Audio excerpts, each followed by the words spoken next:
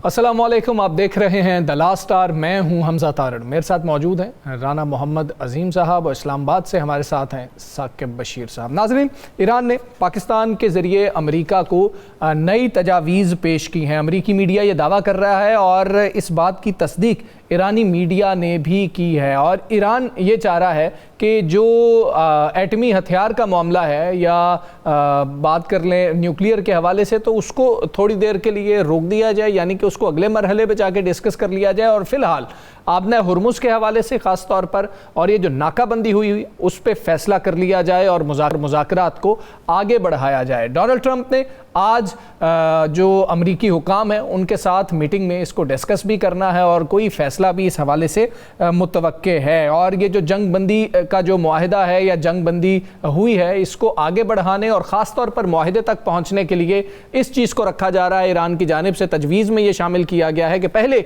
Straight of Hormuz का फैसला कर लेते हैं, जिस पे डेडलॉक है उस चीज़ को बाद में डिस्कस कर लेंगे। तो ये कितना प्रैक्टिकल है और क्या इसका जवाब हो सकता है, इस हवाले से भी हम बात करेंगे। डोनाल्ड ट्रंप ये समझते हैं कि शायद ये जंग अब जल्द ख़त्म हो जाएगी। तो ये तो वो बहुत अरसे से बात कर रहे हैं। वो जब आए थे तब भी 4 रोज़ के लिए, फिर 4 हफ्ते के लिए आए थे, लेकिन मामला आगे बढ़ता चला गया है। पाकिस्तान के किरदार की बहरहाल ईरान और अमेरिका दोनों की जानिब से तारीफ़ की जा रही है। आज एक और चीज़ हुई, स्टेट बैंक ने मॉनेटरी पॉलिसी का ऐलान किया है। 100 बेसिस उसके बढ़ा दिए हैं, यानी कि 10.5% से 1% बढ़ा के उसको 11.5% कर दिया। और जब भी शरह सूद को बढ़ाया जाता है तो शरह सूद बढ़ाने की वजह यह होती है कि महंगाई बढ़ रही होती है। महंगाई जब बढ़ रही होती है तो उसको कंट्रोल करने के लिए या एक काविश करने के लिए ये काम किया जाता है, लेकिन इससे नुकसान ये होता है कि आपकी ग्रोथ स्लो हो जाती है। तो ये जो फैसला किया गया है इस हवाले से भी हम बात करेंगे। लोड शेडिंग का जो दौरानिया है वो कम नहीं हो रहा है, बल्कि शिकायत आ रही हैं कि ज़्यादा होता चला जा रहा है। फिर फ्यूल प्राइस एडजस्टमेंट के हवाले से कुछ मसाइल सामने आ रहे हैं और पेट्रोलियम जो कीमतें हैं उनमें भी इजाफा किया गया है। वज़ीर आज़म साहब ने ये 1 महीने के लिए फैसला किया गया था, लेकिन अभी 1 महीना पूरा नहीं हुआ है और 26 रुपये 77 पैसे फ़ी लीटर लेवी में इजाफा कर दिया गया है। जबकि बताया यह जा रहा है कि पेट्रोल की एक्स रिफाइनरी कीमत 3 रुपये 14 पैसे फ़ी लीटर कम हुई थी। तो गवर्नमेंट ने यह फैसला किया है। अवामी रद्द-ए-अमल भी एक दफ़ा जान लीजिए। लाइट इतनी जा रही है, 1 घंटे के साथ 2 घंटे जा रही है और बहुत ज़्यादा जा रही है। तो गवर्नमेंट के साथ अपील है, भाई आप बिल लेते हैं, बिल तो अपना टाइम पे ले लेते हैं, तो लाइट तो दें, कम से कम इतनी लाइट दें कि सुकून से गरीब आदमी सो तो सके। रात 10-11 बजे के बाद 1 घंटा जाती है और 1 घंटा आती है। कहते हैं जी पेट्रोल बढ़ जाएगा तो उसका बिजली पर भी असर पड़ता है। बिल्कुल बढ़ रहा है जी। अभी ये कह रहे हैं जी हमने यूनिट भी बढ़ाना है। देखो आजकल में ये बढ़ा देंगे यूनिट। लोड शेडिंग तो हो रही है और काफी ज्यादा हो रही है और रात के टाइम तो बहुत ज्यादा हो रही है। इनको रात के टाइम कम से कम काम से जब बंदा थका आता है कम से कम रात को सुकून से नींद तो आनी चाहिए। लोड शेडिंग हद से ज्यादा कर रहे हैं, ये तो कुछ समझ नहीं आ रहा। हुकूमत से हम क्या मुतालबा कर सकते हैं, हुकूमत क्या सुनेगी हमारी? तो बेहिसी बिल्कुल है इनके अंदर, ये किसी की भी नहीं सुनेंगे, अपनी मर्जी के फैसले कर रहे हैं ये। रान साहब, सबसे पहले ये अवामी मसला है, हम सब उससे अफेक्ट होते हैं, हर पाकिस्तानी इससे अफेक्ट होता है। एक तो पेट्रोलियम मसनूआत की जो कीमतें हैं वो बढ़ाई गई हैं और आज शरह सूद में इजाफा करना पड़ा है। मॉनेटरी पॉलिसी का ऐलान किया है स्टेट बैंक ने। बिस्मिल्लाहिर्रहमानिर्रहीम, अस्सलातु वस्सलामु अलैका या सय्यदी या रसूलल्लाह, अस्सलातु वस्सलामु अलैका या सय्यदी या हबीबल्लाह। ताजदार ख़त्मे नबूवत जिंदाबाद जिंदाबाद जिंदाबाद। मुझे वो दिन याद आ रहा है जब बड़े बड़े दानिश्वर बैठ के कहते थे कि मुल्क की माशी सूरत हाल बड़ी बेहतरी की तरफ जा रही है। जब वज़रा प्रेस कॉन्फ्रेंसें करते थे कहते थे मुल्क माशी तौर पर बड़ा मुस्तहकम हो रहा है। अगर आप ये कहें कि 44 दिन की जंग या 2 माह की जंग की वजह से मुल्क मुआशी बहरान का शिकार हो गया, तो इसका मतलब है पीछे जो दिन गुजरे थे छजमा नबे सा क्या कर रहे थे पिछले दिनों में, हमने किया क्या पिछले दिनों में? क्या उस वक्त मुल्क की मुआशरत बेहतर हो गई थी? क्या उस वक्त डॉलर की कीमत 180 पे आ गई थी? क्या उस वक्त बिजली की कीमत जो थी उसके यूनिट कम हो गए थे? आप सर्दियों में गए जी बिजली के यूनिट कम है, आप इतने इस्तेमाल करेंगे इतने कम होंगे, और भाई सर्दियों में तो कम होने ही कम इस्तेमाल है। फिर आप जब वक्त आता है, आपने आज शरह सूद बढ़ा दी, इसका मतलब है कि आपकी मुल्क की मौशियत खरी नहीं है, महंगाई है। आपने इतराफ किया, मान लिया कि महंगाई है। कि हम किस मुल्क में रहते हैं? हमारे साथ मिनिस्टर साहब थे इख्तियार वली साहब, जिस वक्त वो बात कर रहे थे उस वक्त उनको भी इल्म नहीं था कि पेट्रोल की कीमत बढ़ गई, और नुमाइंदगी वो कर रहे थे हुकूमत पाकिस्तान की, और जब हम सवाल करते हैं तो उन्हें बुरा लगता है। उनको भी नहीं पता था कि कीमत बढ़ गई है। अब क्या कौन सी ऐसी चीज़ होगी कि जिससे कीमत बढ़ गई? आपने एक पेट्रोल खरीदा होता है, आपके पास पेट्रोल उस दिन का नहीं होता, उससे पहले का होता है। और हमेशा से हमारी कौम के साथ यही होता है, हमेशा से हमारे साथ यही होता है। पेट्रोल की कीमतें बढ़ने से हर चीज़ की कीमत बढ़ गई है ऐसे ही। और हमारा सोर्स ऑफ इनकम कम हो गया है। हमारी मुआशी सूरत हाल ये हो गई है कि आज हुकूमत जो कह रही थी 4 पे लेके जाएंगे शरह सूद, 5 पे लेके जाएंगे शरह सूद, आज कहाँ पे चले गई है? इससे फायदा किन लोगों को होगा, ये भी ज़हन में रखिए। 7.3% इन्फ्लेशन रेट भी बताया गया, वो भी बढ़ी है। तो आपको पता है इससे फायदा किसको होगा? इससे फायदा सिर्फ होगा ना किसी को, उन लोगों को होगा जिनकी बड़ी बड़ी रकमें पड़ी होती हैं बैंकों में सेविंग अकाउंट जो महाना उधर से ले रहे जो हैं, बाइट से 4% पे ले आते हैं, यहाँ पे रखेंगे, उन्हें 11.5% या 11.7% मिलेगा। उनकी तो मौजी है, ना कम ना काज। इसका रान साहब लेकिन ये नुकसान होता है ना कि ये जो पैसा सर्कुलेशन में होता है, जब ये इंटरेस्ट रेट नीचे आता है, बैंक से निकलता है, ये वापस बैंक में जाएगा, तो जो इकोनॉमी के अंदर पैसा सर्कुलेट हो रहा होता है वो भी कम होता है, उससे आपकी ग्रोथ भी रुक जाती है। हमें फिक्र है इसकी। हम देखेंगे जीडीपी ग्रोथ क्या बताते हैं बजट जब अनाउंस करेंगे। जो ये बताते हैं ये वही बताएंगे जो एक सर्वे करके आ जाते हैं। क्या नहीं था पिछले दिनों में सर्वे की हुकूमत बेहतरीन है? क्या नहीं था कि मुआशी सूरत हाल बेहतरीन है? किसान बेचारा रो रहा है कि जनाब मेरी गंदम खरीद लें। क्या जितने में गंदम अनाउंस किया उतने में बिक रही है? इस मुल्क के हुक्मरान कहते थे अपने कपड़े बेच के आटा दूंगा, और साढ़े कपड़े बिक गए ने, सानू आटा नहीं लबन दिया। मेरा ख्याल है वो मिसाल हमारी देते थे, आम आवाम की देते थे कि ताड़े कपड़े बेच के आटा देंगा। हम यहाँ पे सुबह से लेकर शाम तक कसीदे पढ़ने पे बैठ जाते हैं कि जनाब बड़े बेहतरीन है, जनाब बल्ले बल्ले हो गया, जनाब बड़ा कुछ कर दिया। कोई शक नहीं है हमने इंटरनेशनल सतह पे बड़ी इज्जत कमाई है जी, हमें इंटरनेशनल सतह पे बेहतरीन सालसी की है, कोई इसमें दूसरी राय नहीं।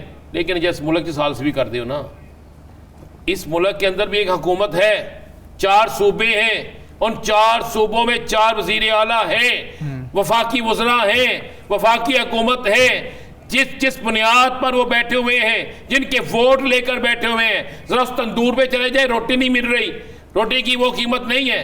और जहाँ पे कहते हैं कीमत है, वहाँ पे रोटी इतनी हल्की है कि आप सोच नहीं सकते।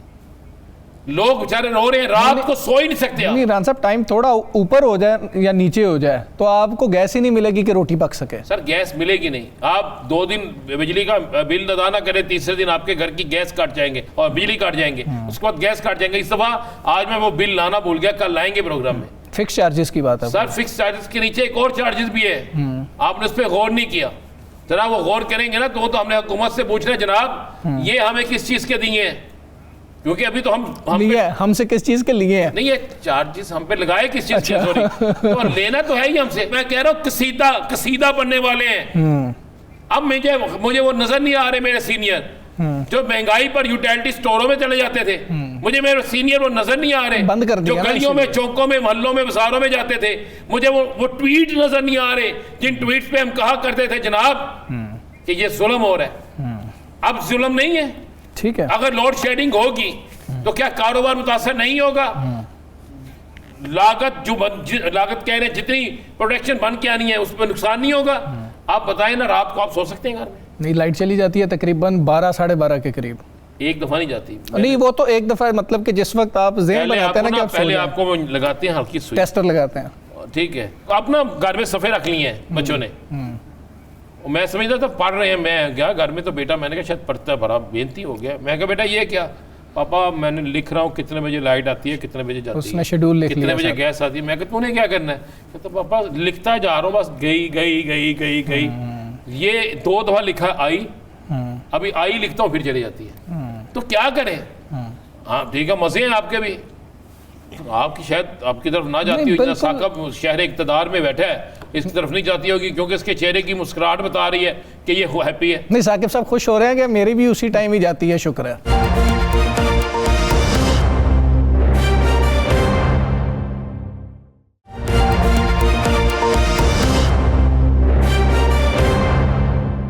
वेलकम बैक जी। एक जुडिशल कमीशन का इजलास होना था और उसके ऊपर हमने देखा था कि chief justice of Pakistan justice Yahya Afridi जो हैं उनका एतराज़ या मुखालफत सामने आई थी, लेकिन ये इजलास बहरहाल होने जा रहा है क्योंकि अब सब चीज़ें उस तरह से जो है चीफ जस्टिस के इख्तियार में नहीं हैं। साकिब साहब, ये जो इजलास अब होने जा रहा है इसमें क्या चीज़ें हैं? ट्रांसफ़र के हवाले से खुसूसी तौर पर कौन कौन से जजेज़ हैं जिनके नाम आ रहे हैं? इसमें एक तो आर्टिकल 200 में बग़ैर किसी जज की रजामंदी के जो ट्रांसफ़र वाला मामला है वो पहली दफ़ा ये होने जा रहा है। 27वीं तरमीम में ये तरमीम की गई थी। 5 जजेज़ हैं इस्लामाबाद हाई कोर्ट के जिनकी ट्रांसफ़र का मामला कल के जुडिशल कमीशन के इजलास के सामने आना है। एक जस्टिस मोहसिन अख्तर कियानी है जो सीनियर 3 जज हैं इस्लामाबाद हाई कोर्ट के, जस्टिस बाबर सत्तार हैं, जस्टिस समर रिफत इम्तियाज़ हैं और जस्टिस खादम हुसैन सुमरो हैं और जस्टिस अरबाब मोहम्मद ताहिर हैं। मुमकिन तौर पर जो जस्टिस मोहसिन अख्तर कियानी हैं उनको लाहौर हाई कोर्ट भेजा जा सकता है, जस्टिस बाबर सत्तार जो है उनको पेशावर हाई कोर्ट भेजा जा सकता है। इसी तरह जस्टिस अरबाब मोहम्मद ताहिर का ताल्लुक जो है वो बलूचिस्तान से है, उनको बलूचिस्तान भेजा जा सकता है। जस्टिस समर रिफत इम्तियाज़ और जस्टिस खादम हुसैन सुमरो कराची से हैं, सिंध से हैं, तो इसलिए उनको वहाँ सिंध हाई कोर्ट में जो है वो भेजा जा सकता है। इसमें अब जो है वो ख़बर ये है कि एक तो इजलास के मामले में इख्तलाफ सामने आया जिसमें चीफ जस्टिस याहिया आफरीदी साहब की जानिब से बाकायदा तौर पर एक जो इजलास बुलाने की जो समरी थी या रिक्विजिशन थी उसको मुस्तरद करने पर उन्होंने बाकायदा वजूहात दी और उसमें उन्होंने पॉइंट आउट किया कि जो ट्रांसफ़र है जजेज़ की ये इससे जो अदलिया की आज़ादी है वो मुतासिर होगी। इस तरह एग्जेक्टिव अगर जजेस को ट्रांसफ़र करना शुरू कर देगा तो अदलिया की इंडिपेंडेंस पे बहुत ज़्यादा जो है वो हर्फ आएगा। उसमें उन्होंने बड़ी तफसील के साथ चीज़ें बताई कि जो इस्लामाबाद हाई कोर्ट है इसमें मुख्तलिफ सूबों की नुमाइंदगी इस वक्त मौजूद है और वो भी मुतासिर हो जाएगी। अब इस हवाले से खबर ये है कि जस्टिस मोहसिन अख्तर कियानी, जस्टिस बाबर सत्तार और जो इन दोनों की जो ट्रांसफ़र है वो तो तकरीबन कंफर्म नज़र आती है। जस्टिस खादम हुसैन सुमरो तीसरे जज हैं जिन्होंने हमारे ज़राए ये बताते हैं कि कंसेंट दिया, रजामंदी जाहिर किया है कि उनको ट्रांसफ़र सिंध हाई कोर्ट वापस भेज दिया जाए, वो वहीं से ट्रांसफ़र होकर आए थे, तो तीसरे जज हैं। अब 2 जज मजीद रह जाते हैं, जस्टिस समर रिफत इम्तियाज़ जिनका ताल्लुक भी सिंध से है और वो इस्लामाबाद हाई कोर्ट में वाहिद खातून जज हैं। अगर उनको भी भेज दिया जाता है तो यहाँ खातून जज जो है वो यहाँ पे नहीं होगी। दूसरी बात ये है कि सिंध से 2 जजेस मौजूद हैं, अगर दोनों को भेज दिया जाता है तो सिंध से नुमाइंदगी यहाँ पे नहीं होगी, तो बज़ाहिर जस्टिस समर रिफत इम्तियाज़ की ट्रांसफ़र रुक भी सकती है मुमकिन तौर पर। और जो जस्टिस अरबाब मोहम्मद ताहिर हैं वो जो है वो बलूचिस्तान हाई कोर्ट उनको ट्रांसफ़र करने के हवाले से बात हो रही है, तो इम्कानात हैं कि उनकी ट्रांसफ़र भी रुक जाए क्योंकि उनकी कंसेंट या मर्ज़ी जो है वो इसमें शामिल नहीं है। तो 3 जजेस की ट्रांसफ़र हो सकती है और 2 की मुमकिन तौर पर रुक सकती है। अभी हमारे ज़राए या इतलात जो हमने इंफॉर्मेशन जो है इकट्ठी की है, लेकिन कल जुडिशल कमीशन का इजलास होने जा रहा है, बहुत अहम इजलास है और इसमें जो हेड कर रहे हैं चीफ जस्टिस याहिया आफरीदी साहब, उन्होंने इख्तलाफ किया है इन ट्रांसफ़र्स, जितनी भी ट्रांसफ़र जब होने जा रही हैं, लेकिन इसके बावजूद ये इजलास हुकूमत ने रिक्विजिशन करके, हुकूमती वज़रा ने जो इसके मेंबर हैं जुडिशल कमीशन के, उन्होंने दस्तखत करके ये इजलास जो है वो बुला लिया क्योंकि 27वीं आईनी तरमीम में बड़े वाज़े तौर पर लिखा गया था कि इजलास वो बुला सकते हैं दस्तखत करके। तो इसलिए हुकूमत ने पूरा जब वो अब जोर लगाया हुआ है और हुकूमत के पास वोट भी पूरे हैं और बज़ाहिर लगता है कि जो हुकूमत चाहेगी वो इस इजलास से जो है वो आउटकम निकले, मतलब सामने आ जाएगा फैसला।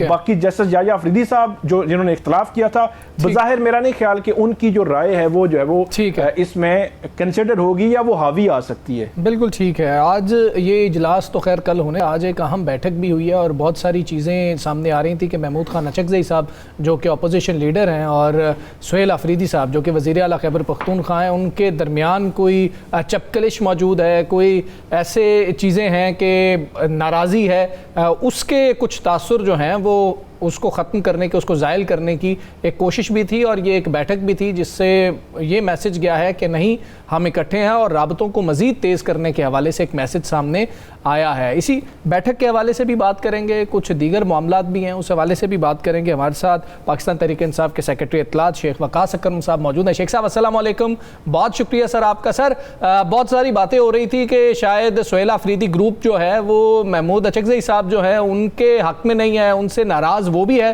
कि बहुत पेस स्लो जा रही है, और महमूद अचकज़ई साहब के हवाले से भी यही था कि वो जलसे बुलाने और उनको एतमाद में ना लेने पर भी वो भी नाला थे।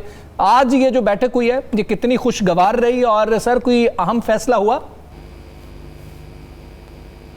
देखिए, ये तासुर पिछले कई दिनों से सोशल मीडिया पे दिया जा रहा था, और उसमें कुछ लैक ऑफ कम्युनिकेशन की वजह से चीज़ें थी जो ये तासुर को शायद सोशल मीडिया में मजबूत कर रही थी। मगर आज की मुलाकात ने वो जो लैक ऑफ कम्युनिकेशन है या है, एंड होपफुली कि इसके बाद दोनों जिम्मेदारान जो है, दोनों से मुराद ये है कि एक को इमरान खान साहब ने स्ट्रीट मूवमेंट का हेड बनाया है और दूसरों को हिकमत अमली, मफाहमत या मज़ाहमत के हवाले से फैसला करने के का मजाज बनाया है। ठीक है जी, हुकूमत के साथ या एस्टेब्लिशमेंट के साथ। अच्छा, तो इन दोनों का आपस में एक जो कम्युनिकेशन है वो होना बहुत इम्पोर्टेंट था। शायद सीएम की मसरूफियत की वजह से या मुल्क की हालात की वजह से वो गैप थोड़ा सा बढ़ा, जिसकी वजह से लोगों को बातें करने का मौका मिला। मगर आई गेस के आज की मुलाकात के बाद ये तासुर भी ख़त्म हो गया होगा। अहम फैसलों के हवाले से देखें, चीज़ें डिस्कस होती आ रही हैं। मूवमेंट है, मूवमेंट में इवेंट्स डिस्कस होते हैं, और वो इवेंट्स जो है वो कुछ सीएम ने अनाउंस किए हुए हैं, कुछ टीटीपी ने अनाउंस किए हुए हैं। सो फार तो अनाउंस्ड इवेंट्स जो है उनमें कोई इस किस्म की तब्दीली नहीं है। तो ये जो स्ट्रैटेजी मिल के अगर ये बैठ के बनाते हैं कामयाब भी है। उस हवाले से मेरे ख्याल में वो जो चीज़ें थी वो आज ख़त्म हो गई और एक बेहतर कोऑर्डिनेशन जो है सामने आई। अच्छा शेख साहब, बहुत से तजियाकार, बहुत से हमारे दोस्त, बहुत से सियासतदान ये कहते थे कि तहरीक इंसाफ KPK के अलावा किसी जगह भी जलसा नहीं कर सकती, लेकिन कश्मीर के अंदर मुजफ्फराबाद में जलसा इससे पहले इतना बड़ा किसी सियासी जमात का नहीं हुआ, और एक बड़े लीडर के बगैर, जो मेन लीडर। आपको इस जलसे के बाद कितनी तक़वियत मिली? आपको इसके बाद अगली मूवमेंट जो है, जो आप लाहौर जा रहे हैं, उसमें आपको नज़र आता है कि वहाँ पर भी कोई ऐसी सूरत हाल हो जाएगी? देखिए, हमें तवक्को और उम्मीद तो यही होती है कि पाकिस्तान के हर हिस्से में, खत्ते में जहाँ भी हम अपने तहरीक के हवाले से लोगों को कॉल करें, हमें तवक्को होती है कि लोग बड़ी तादाद में आए। पंजाब में मसाइल होते हैं, पंजाब में मसाइल है, ये रियलिटी है। उस हवाले से अभी ये यकम को जो इन्होंने रखा हुआ है तहरीक तहफ़्फ़ुज़ पाकिस्तान ने, वहाँ पे जो है वो उनसे कोऑर्डिनेट कर रहे हैं PTI वाले। लेट्स होप कि टर्न आउट जो है वो सही के बावजूद एज यूजुअल बेहतर होगा। तो ये इवेंट के हवाले से, माहौल के हवाले से, सख्ती कम या ज़्यादा के हवाले से पंजाब में रिजल्ट मोबिलाइजेशन के मुख्तलिफ होते हैं। हम उसके ऊपर कोई एक वो नहीं कर सकते। नहीं, कश्मीर के रिजल्ट से क्या निकाला आपने? सर, कश्मीर के रिजल्ट से नहीं, आप पूरे पाकिस्तान में लोग इमरान खान से तो प्यार करते हैं, लोग उनके नाम पे ही वोट देना चाहते हैं। अब आगे कश्मीर में इलेक्शन भी है, और आपको पता है कि हमारे पास एक फॉर्म 47 की इंस्टॉल गवर्नमेंट भी है ऑलरेडी। तो देखें कि ये सब लोग जिस तरीके से जलसों में निकलते हैं, रैलियों में निकलते हैं, इलेक्शन वाले दिन उसी तरह निकलें और अपने मैंडेट की हिफाजत करें। तकवीयत तो मिलती है। देखें, चाहे कराची में भी लोग बड़ी तादाद में निकले। देखिए, पेशावर हमारी हुकूमत है ना, हम वहाँ कोई रोकने वाला नहीं है। तुसी जेडे मर्जी बड़े जलसे कर लो, पेशावर वालों को उससे क्या है, वहाँ तो कोई रुकावट नहीं है। ठीक है, मगर जो एक बड़ा मजमा सवाबी है पेशावर में होता है, उसका एक साइकोलॉजिकल इफेक्ट होता है, जो फिर कराची वालों PTI पे भी होता है, जो पंजाब वालों पे भी होता है, हौसला मिलता है।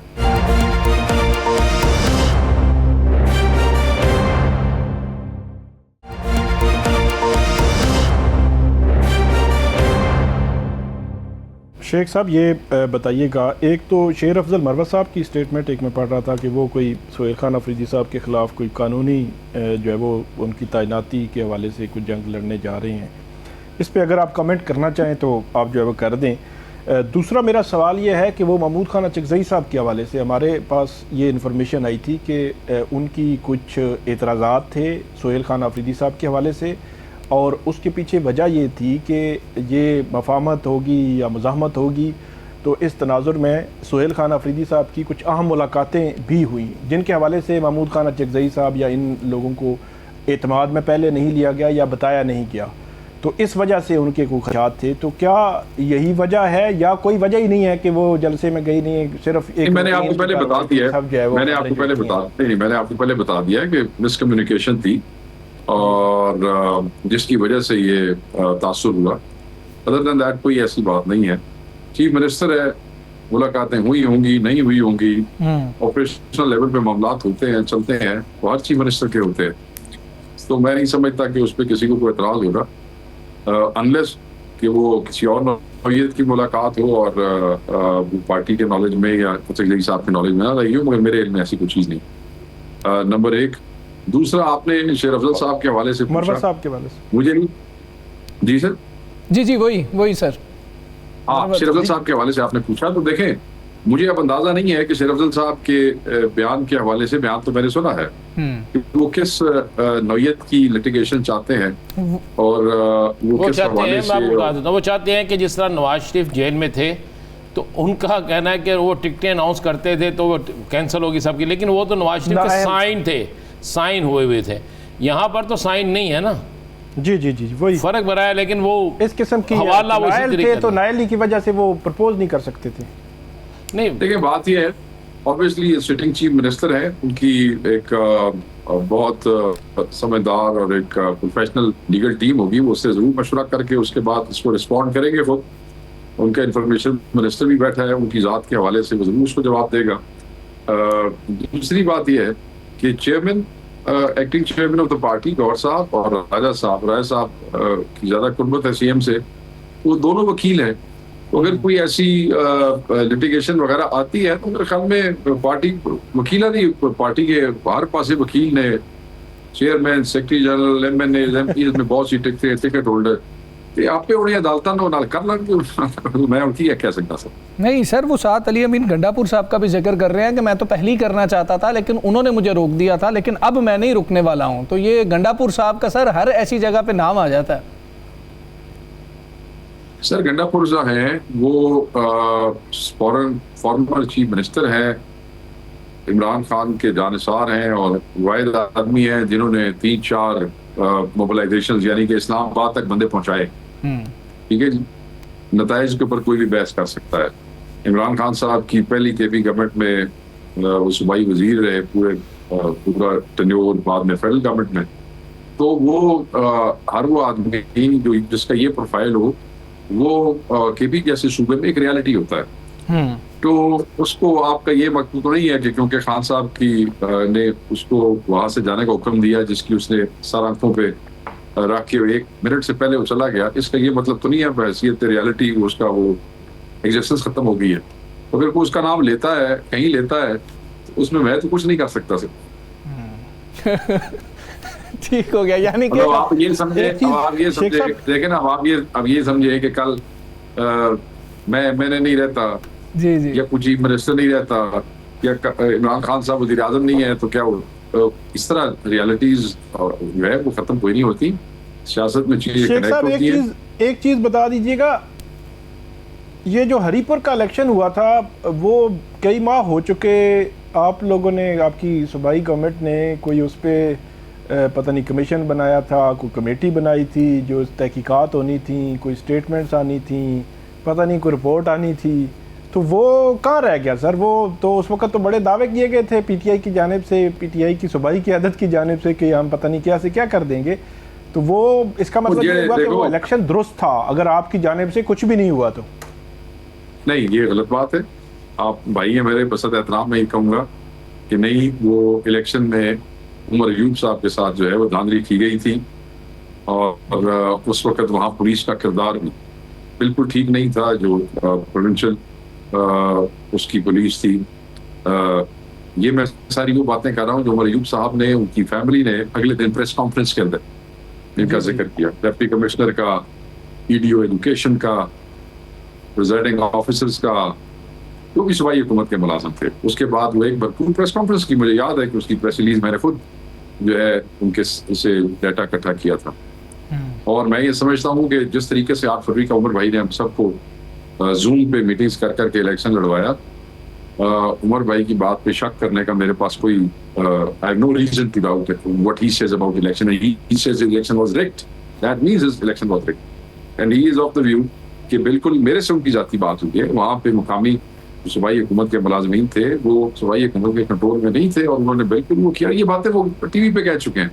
अच्छा, 3-4 दिन पहले मैंने देखा कि उमर अयूब साहब, अकबर अयूब साहब और वो जो पूरी फैमिली जो कजन्स हैं 3-4, वो चीफ मिनिस्टर साहब से मिले हैं, क्योंकि चीफ मिनिस्टर ने ऐलान किया था वो कमीशन का। ऑब्वियसली शायद वो इसीलिए मिले हैं आज से 2-3 दिन पहले। आपने भी तस्वीर देखी होगी, इसी बात से सवाल पूछा है कि वो शायद उसकी अपडेट के लिए ही गए। और मेरा ख्याल है कि ये जरूरी है कि हर कमेटी और हर कमीशन ऐसे ही नाकारा ना हो कि becomes a graveyard of the papers and nothing happens। मतलब आप समझते हैं सर ये इतना तवील हो गया काम, तो ये PTI की एंड पे, सूबाई हुकूमत की एंड पे थोड़ी सी नेग्लिजेंस है?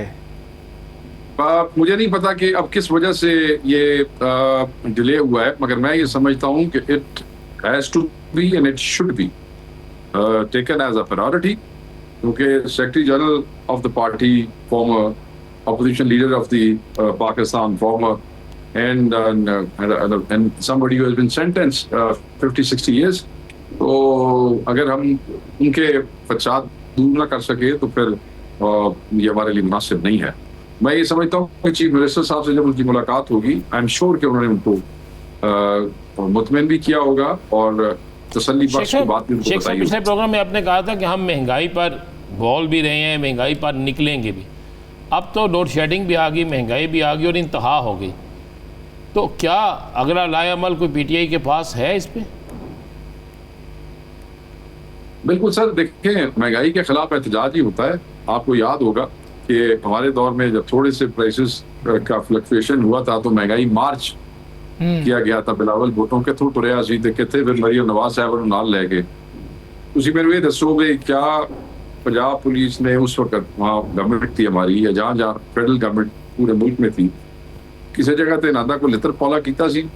मरियम साहबा होण या बिलावल साहब होण जिसले आ रहे सन पीपल्स पार्टी या नून लीग ने, कोई डांग सोटा होया सी, कोई नाले नाल शेलिंग हुई सी, कोई कल्ले मारे सन किसी ने? नहीं, आप तुरे सन के अपने आप को करते रहे और जब तक इस्लामाबाद या वो आगे जहाँ भी उन्होंने खत्म किया तब तक उनकी खबरें भी खत्म हो गई, क्योंकि कोई इतना खास आप अगर देख लें उनकी तस्वीरें निकाल लें, मुझे याद है कोई रश मशकू नहीं। हमारे यहाँ तो हमारे 3-4 बच्चे भी इकट्ठे होते हैं, अडयाला के सामने 10 आदमी इकट्ठे हो जाते हैं, दागा पैनी शुरू हो जाती है। अभी ये जो यौम तसीस के हवाले से लोगों ने केक जो काटे हैं, 5-10 बंदे भी कहीं इकट्ठे हुए हैं, तो वहाँ भी जहाँ खबर मिली है तो वहाँ भी इनको तंग किया है। बिल्कुल एहतजाज जो है वो हम करना भी चाहते हैं, उसकी प्लानिंग भी तमाम सूबाई सदूर जो है वो कर रहे हैं। सेक्रेटरी जनरल साहब भी तो लाइव जो है डिस्कस कर चुके हैं, मगर हालात पाकिस्तान तहरीक इंसाफ के लिए वो नहीं है जो पाकिस्तान तहरीक इंसाफ की हुकूमत में नून लीग और पीपल्स पार्टी के लिए रिलैक्सेशन थी कि भाई ठीक है थोड़ा हक है तुम करो, मगर देखें ये ज़्यादा ख़तरनाक है। हाँ साहब अपने ज़हन में रखिएगा, ये ज़्यादा ख़तरनाक है। जब किसी चीज़ को आप दबाते रहेंगे और ये लावा जो है देखें ना, ये अब सिर्फ खान साहब की ज़ात की बात नहीं है, ये लोगों का अपना लाइवलीहुड है, लोगों के बच्चों के पेट का सवाल है, लोगों की रोजी रोटी का सवाल है।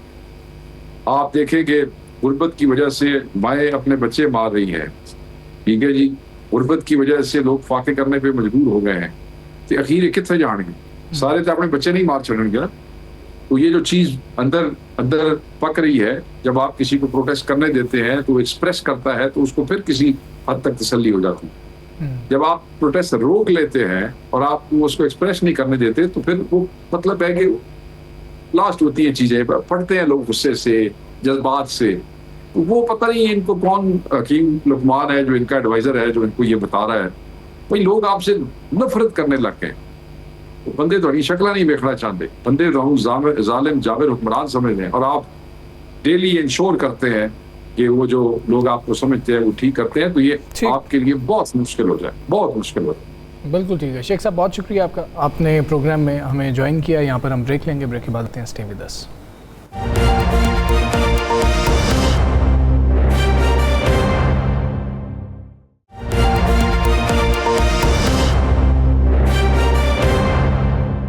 वेलकम बैक जी। एक तरफ तो ख़ित्ते को जंगी सूरत हाल का सामना है, दूसरी जानिब पाकिस्तान के हवाले से अगर हम बात करें तो हम देख रहे हैं कि पॉलिसी रेट में भी 1% का इजाफा कर दिया गया है। फिर फ्यूल प्राइस एडजस्टमेंट की बातें भी हो रही हैं, यानी कि बिजली मज़ीद महंगी होगी उस हवाले से। और दूसरा मामला ये पेट्रोलियम लेवी का है और पेट्रोल की जो कीमतें बढ़ाई गई हैं। हमें तो कुछ सुनने में आया था, वज़ीर आज़म साहब ने कहा था कि 1 महीने के लिए मैं पेट्रोलियम लेवी कम कर रहा हूँ, लेकिन तकरीबन ये 27 रुपये जो है पेट्रोलियम लेवी बढ़ा दी गई है। ये सारी सूरत हाल है, इस हवाले से हमने बात करनी है। हमारे साथ मौजूद है रहनुमा पाकिस्तान पीपल्स पार्टी नदीम अफजल चंद साहब। चंद साहब अस्सलाम वालेकुम, बहुत शुक्रिया आपका। सर ये सारी सूरत हाल तो इस पे बात करते हैं सर, जो अमेरिका और ईरान के सर मुज़ाकरात हैं और ये सारी सूरत हाल बनी हुई है, पाकिस्तान सालिस का किरदार अदा कर रहा है, सब सर देख रहे हैं पाकिस्तान पीपल्स पार्टी कहीं पे एक्टिव नजर नहीं आ रही है। राबते हैं सर? हम देखें जी, क्योंकि हुकूमत नून लीग की है और पीपल्स पार्टी तो हुकूमत में नहीं है, और जहाँ तक मशावरत का तल्लक है तो प्रेसिडेंट ऑफ पाकिस्तान से जो मशावरत तमाम स्टेक होल्डर करते हैं, उन मीटिंग भी वहाँ हुई हैं, क्योंकि ये इस खित्ते में इस वक्त प्रेसिडेंट साहब बड़े अहम दौरे पे चाइना में भी रही हैं, और उससे पहले भी चाइनीज और तमाम जो दूसरे हमारे कंसर्न क्वार्टर से उनकी मीटिंग बार बार हो रही है। ये कहना कि प्योर पार्टी लो में नहीं है, तो प्योर पार्टी तो इस वक्त बिल्कुल मैं समझता हूँ जब जरूरत पड़ेगी मुल्क को, इस मुल्क को शहीद जुल्फ़िकार अली भुट्टो से लेके आज तक प्योर पार्टी ने क्राइसिस से निकाला और प्योर पार्टी ने साथ दी, और आज दुनिया को पता चल गया कि शहीद भुट्टो की पॉलिसी कितनी अहम थी। और आज जो इस वक्त सूरत हाल है, आपके एटॉमिक पावर या आपकी मजबूत फौज, तो यकीनन लोगों को शहीद भुट्टो की कदर आज होगी और प्योर पार्टी की पॉलिसियों की, शहीद मोहम्मद बेनज़ीर भुट्टो की पॉलिसियों की कदर होगी। कैसे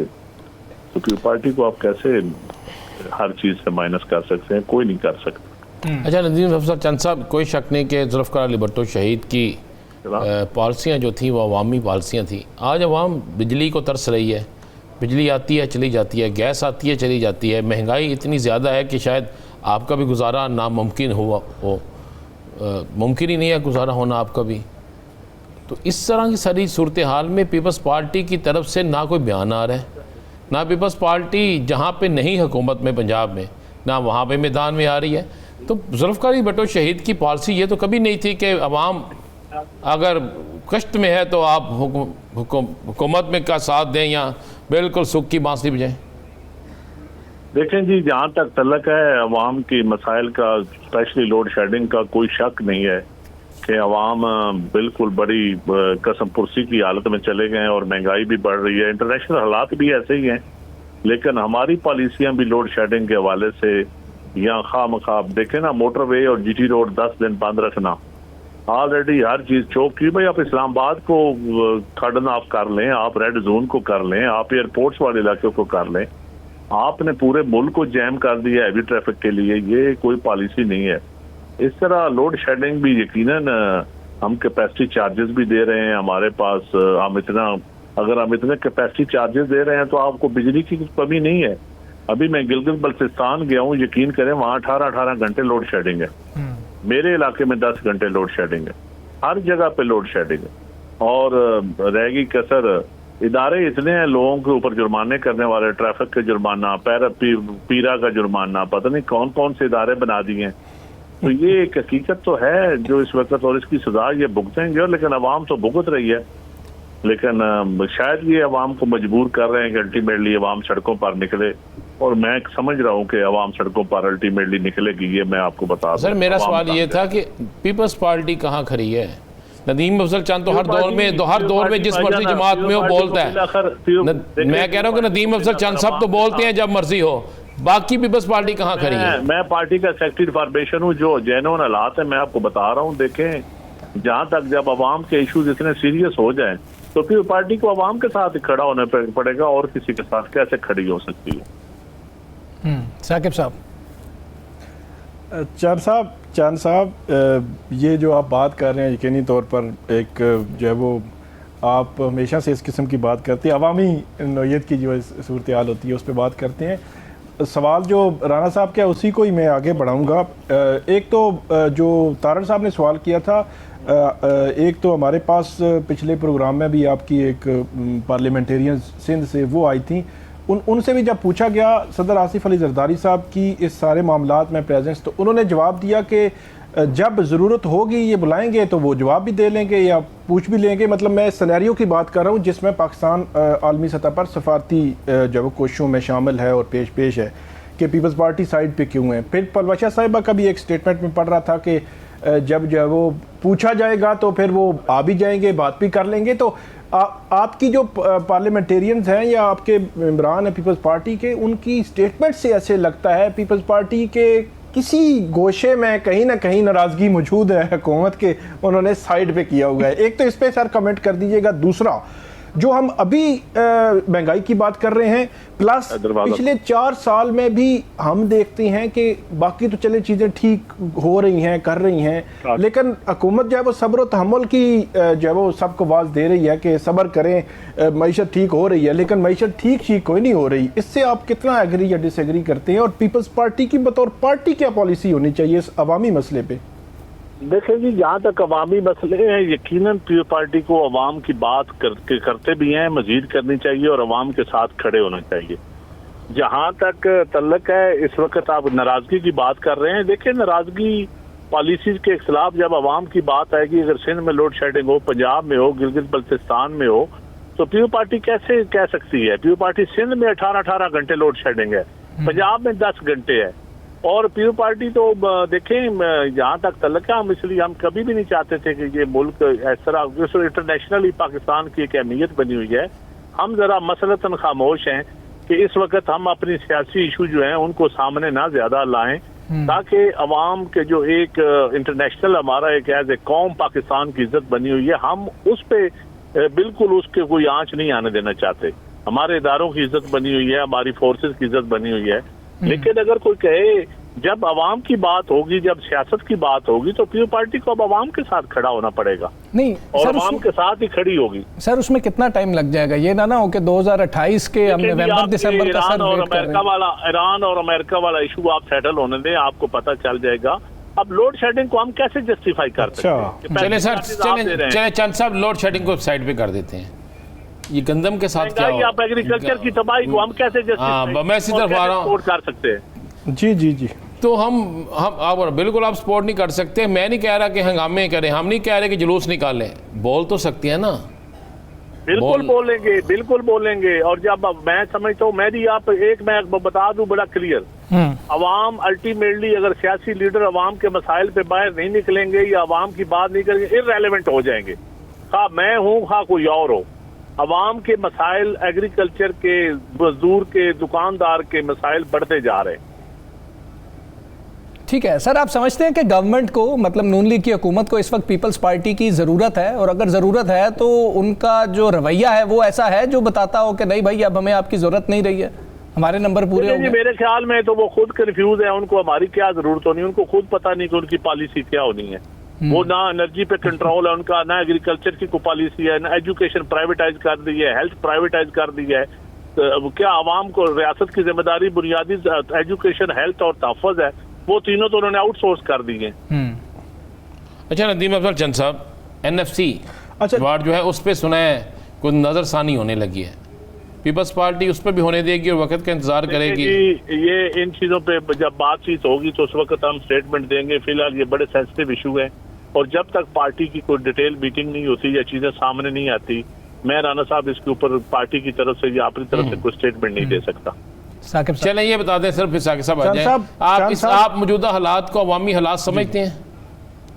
नहीं, बिल्कुल अवामी हालात नहीं है। मौजूदा हालात को मैं समझता हूँ कि अवाम एंटी अवाम हालात हैं। बिल्कुल अवाम पिस रहे हैं, अशराफिया पैसे कमा रही है और 80% लोग नीचे पिस रहे हैं, अशराफिया की मौजें लगी हुई। साकिब साहब, चंद साहब, वो इलेक्शन के बाद हमने सुना, देखा, गाए बगाए सुनते भी रहे, आपके पंजाब हुकूमत के साथ मामलात अब तय हैं। पीपल्स पार्टी एक मखसूस प्रेजेंस मांग रही थी, पीपल्स पार्टी जो है पंजाब में, तो पिछले अरसे में कुछ सुना था कि चीज़ें आगे भी बढ़ रही हैं। तो अब इस वक्त क्या पोजीशन है कि पीपल्स पार्टी पंजाब में जितनी प्रेजेंस मांग रही थी इतनी मौजूद है, या नून लीग अभी आपको यहाँ स्पेस देने के लिए एग्री नहीं है? देखिए जी, स्पेस की जहाँ तक बात है, नून लीग जो उनका गवर्नेंस का स्टाइल है वो तो किसी पॉलिटिकल क्लास से डायलॉग करने के लिए तैयार ही नहीं है। अब एक चीफ सेक्रेटरी और चंद ब्यूरोक्रेट सूबा चला रहे हैं, ऊपर भी चंद ब्यूरोक्रेट मुल्क चला रहे हैं। तो पॉलिटिकल गवर्नमेंट तो मैं नहीं कह सकता कि पॉलिटिकल इनपुट कोई नून लीग की भी हो उसमें। तो जहाँ तक तल्लक है पीपल पार्टी का, वो तो दूर की बात, उनके तो अपने लोग रो रहे हैं कि हमें पॉलिटिकल लोगों से इरशाद रफीक के बयान पढ़े और लोगों के बयान पढ़े, तो क्या हो रहा है आपको समझ आ जाएगी। ठीक है नदीम अफजल चंद साहब, बहुत शुक्रिया आपका, आपने प्रोग्राम में हमें ज्वाइन किया। प्रोग्राम का हुआ मुझे, राना अजीम साहब को, साकिब बशीर साहब को इजाज़त दीजिए। अल्लाह हाफ़िज़।